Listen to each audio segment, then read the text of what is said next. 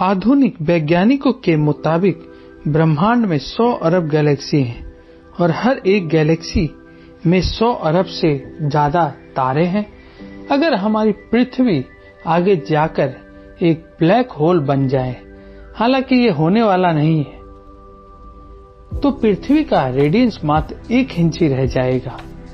तो जरा सोचिए कि हमारी गैलेक्सी मिल्की वे के सेंटर में मौजूद ब्लैक होल किसी समय कितना बड़ा तारा रहा होगा, क्योंकि वर्तमान में उसका रेडियस लगभग 12 करोड़ किलोमीटर है। हमारा सूर्य इस ब्लैक होल की एक परिक्रमा करीब 23 करोड़ सालों में पूरी कर पाता है और इससे भी बड़े करोड़ों ब्लैक होल इस ब्रह्मांड के एक छोटे से कोने में मौजूद है। आप अंदाजा लगा सकते हैं कि ब्रह्मांड कितना बड़ा है, शायद इसका कोई अंत भी नहीं।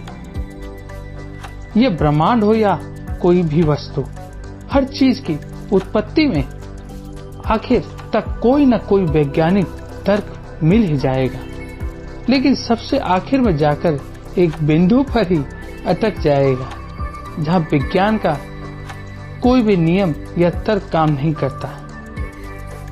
ब्रह्मांड की उत्पत्ति को लेकर अब तक कई वैज्ञानिक सिद्धांत दिए जा चुके हैं, लेकिन वे सभी सिद्धांत आखिर में जाकर एक ऐसे ही बिंदु पर क्यों अटक जाते हैं जहां विज्ञान पूरी तरह मौन हो जाता है।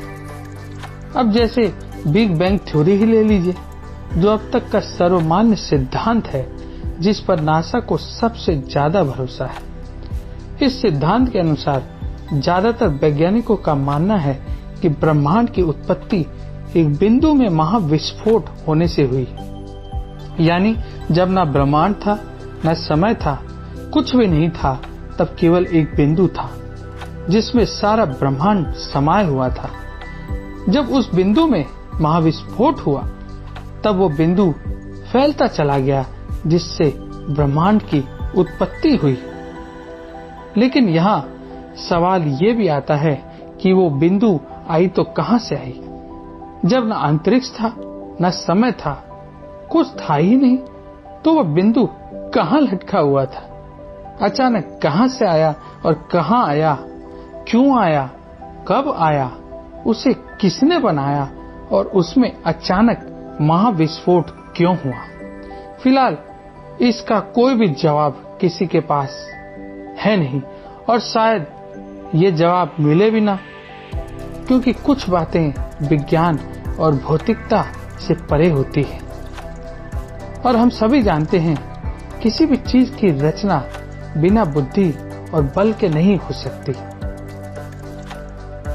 खैर, ब्रह्मांड की उत्पत्ति को लेकर और भी जितने भी सिद्धांत दिए गए, उन सभी सिद्धांतों में सभी वैज्ञानिक जाकर एक न एक ऐसे बिंदु पर अटक ही जाते हैं जहां भौतिक विज्ञान का कोई भी नियम नहीं है।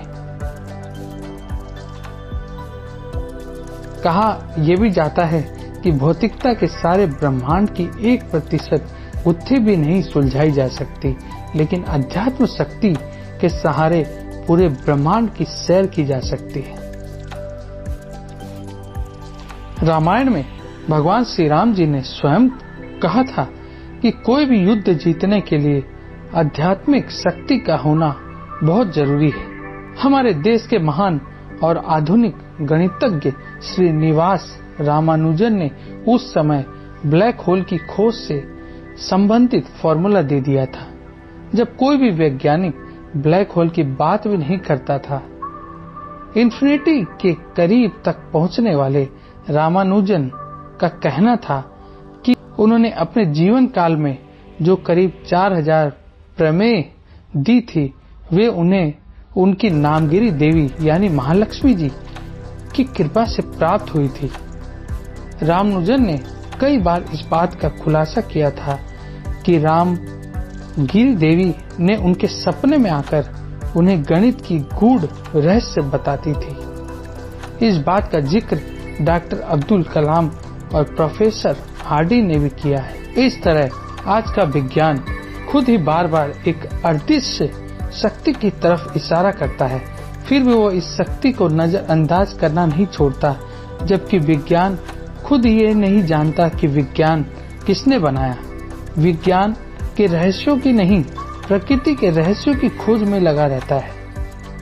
हम जानते हैं कि जब कोई वैज्ञानिक किसी ऑटोमेटिक मशीन का निर्माण करता है तो एक बटन दबाने पर मशीन के सभी पार्ट अपने आप कार्य करने लगते हैं, लेकिन हर ऑटोमेटिक मशीन को बनाने वाला भी तो कोई होता ही है। तो यह ऑटोमेटिक प्रकृति अपने आप कैसे बन गई? ये ऑटोमेटिक प्रकृति किसने बनाई? यह आधुनिक विज्ञान नहीं जानता और कभी जान भी नहीं सकता, क्योंकि सत्य को ही नकार देने से कोई खोज कभी पूरी नहीं हो सकती।